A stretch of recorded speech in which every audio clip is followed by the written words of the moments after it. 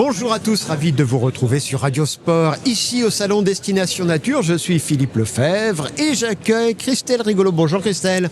Bonjour Philippe. Alors vous êtes en charge de la communication de l'agence d'attractivité, c'est comme ça qu'on appelle maintenant, de la Meuse. Oui.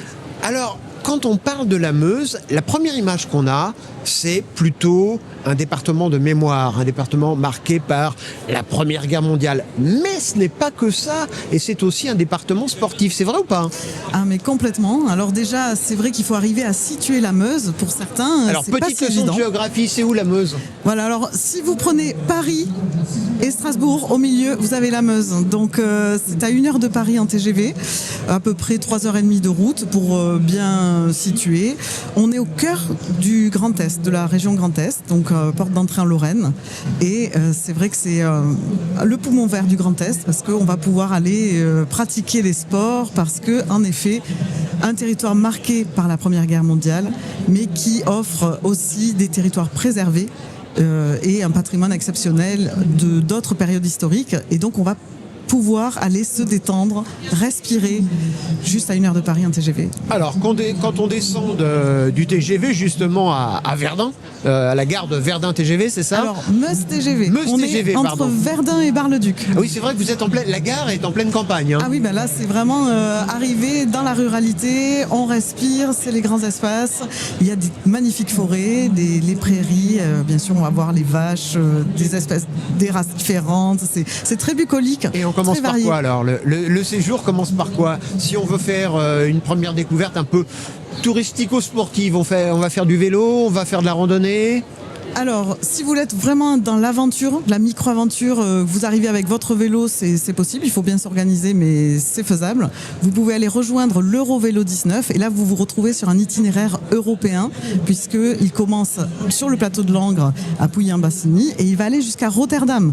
Donc, vous pouvez, si vous voulez faire juste une partie, arriver à Oui, Meuse on va pas TGV. aller jusqu'à Rotterdam, hein, on va rester dans la Meuse. Voilà, mais c'est pour l'aventure européenne et on peut aller parcourir cet itinéraire fléché qui est accessible donc à partir de la gare Meuse TGV. On roule un petit peu sur les routes de campagne et on se retrouve sur cet itinéraire balisé et on remonte soit vers Verdun, puis Stenay, le musée de la bière, ou alors on redescend vers le village de Jeanne d'Arc, même jusqu'à Domrémy, là où elle a entendu les voix, et en passant par Vaucouleurs, site historique où elle a pris les armes et est partie dans son épopée. Donc, Alors justement, on parle de randonnée et aussi de sites historiques. Est-ce que tous les lieux de mémoire que l'on connaît dans la Meuse sont accessibles, par exemple en vélo ? Est-ce qu'il y a des randonnées, j'allais dire, sur le sentier des poilus ou dans les pas des poilus ?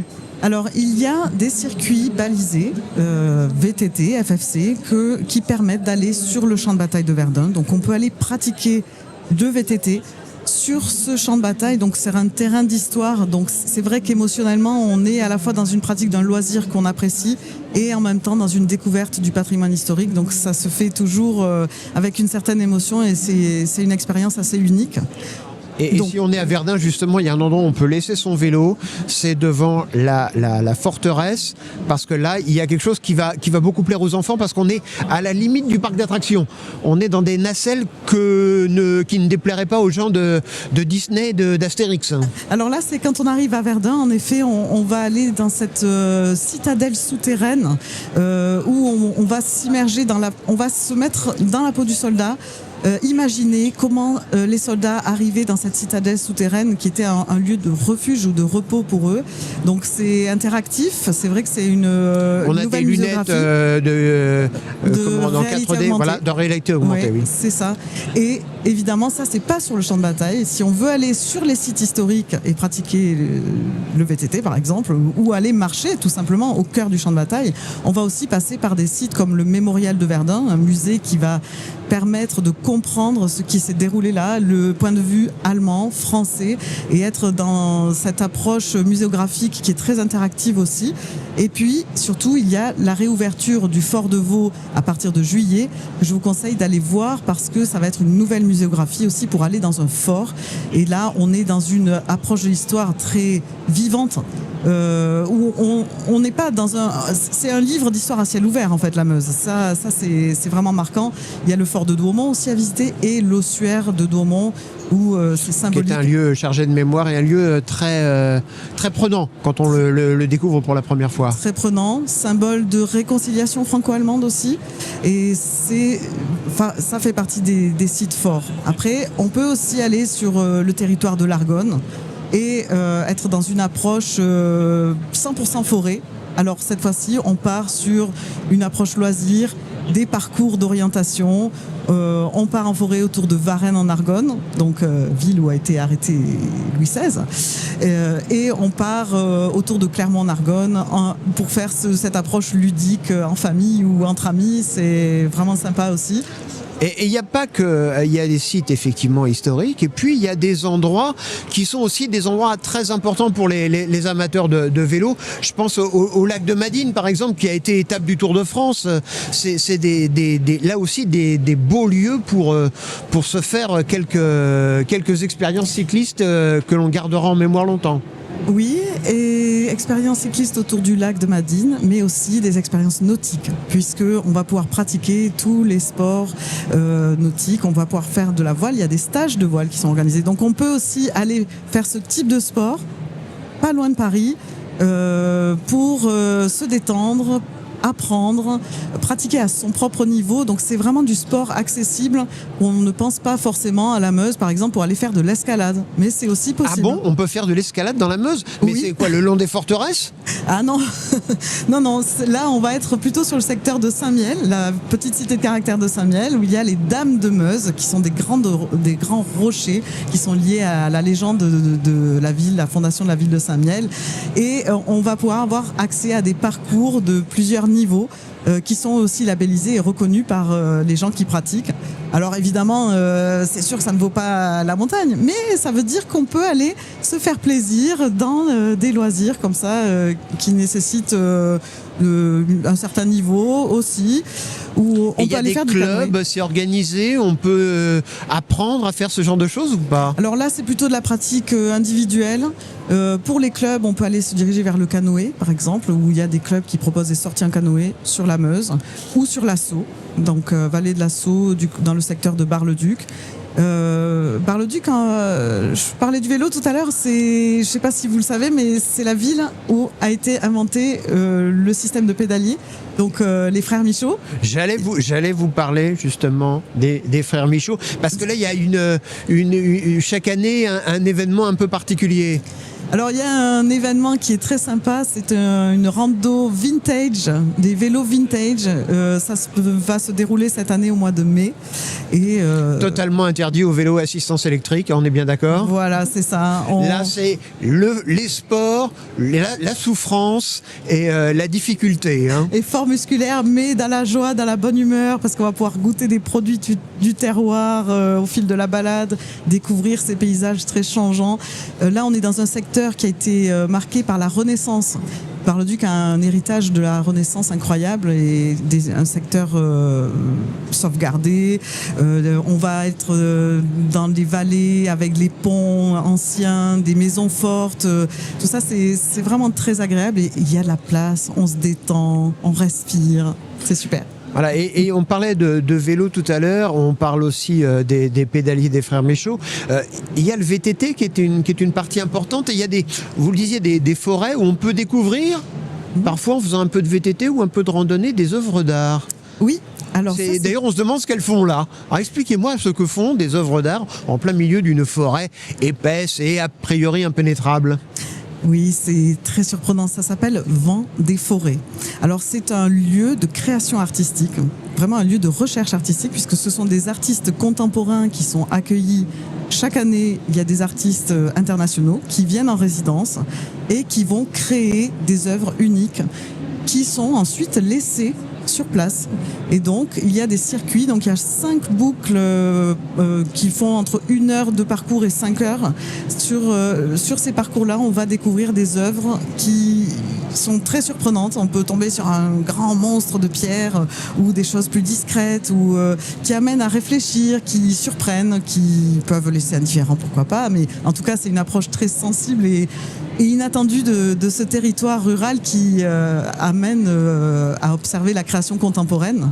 Et ce qui est intéressant, c'est que ce ne sont pas, alors c'est pas organisé par des grandes galeries, des marchands d'art, ce sont les gens de la région et qui accueillent eux-mêmes d'ailleurs les artistes. C'est une association en effet qui va promouvoir ce lien entre les locaux, les artistes, les entreprises locales qui participent aux créations. Donc c'est vraiment un lieu de création et qui permet d'être à la rencontre de ces territoires dans une approche vraiment authentique. Et puis, ça réserve quand même une surprise aussi, c'est que l'on peut dormir dans une œuvre d'art. C'est-à-dire qu'il y a des... Expliquez-moi ça. J'imagine pas comment on peut dormir dans une œuvre d'art. Alors, une œuvre d'art, c'est un module qui a été créé par Nathalie Crassé, qui permet de passer une nuit dans cette cabane. Ça s'appelle les Maisons Sylvestres. Et on va être dans cette immersion au cœur de la forêt, entendre les bruissements de la forêt la nuit. Bon, si je vous comprends bien, on dort pas de la nuit, quoi. C'est ça l'idée, non ? Si, c'est très confortable, bien conçu. On peut même faire son petit feu de bois, manger la potée lorraine, déguster une quiche, déguster les madeleines de Commercy. Commercy, pas très loin, hein. Donc il y a une vraie expérience à la fois ressourçante et puis qui amène à rêver, à apprécier le moment présent. Alors justement, vous savez qu'on termine toujours ce rendez-vous sport et tourisme par cette phrase célèbre: après l'effort, le réconfort. Alors quand on est dans la Meuse, le réconfort, ça va, on a le choix, hein. Vous parliez à l'instant des madeleines, les madeleines de Commercy. Alors il y a 2 artisans qui sont absolument adorables, qui ont une boutique. Parlez-moi un peu de ces gens-là, parce que ce sont les derniers purs, les pros, qui font ça à l'ancienne. Ce ne sont pas des usines. Oui, alors c'est donc à Commercy, on va trouver la boîte à madeleine, les frères Zins, où l'on peut observer la fabrication des madeleines. Et il y a aussi la Cloche Lorraine, qui est une mignonne petite boutique au cœur de Commercy, où on va découvrir les madeleines Grosjean-Saint-Michel. Et il y a toujours ce petit goût, hein, c'est quoi? C'est de la fleur d'oranger? Alors c'est leur petit secret de fabrication, donc je vais pas trop en dire, il faut venir vraiment les goûter sur place. Et alors, une fois qu'on a mangé les madeleines, ou avant de manger les madeleines, quel est le plat incontournable?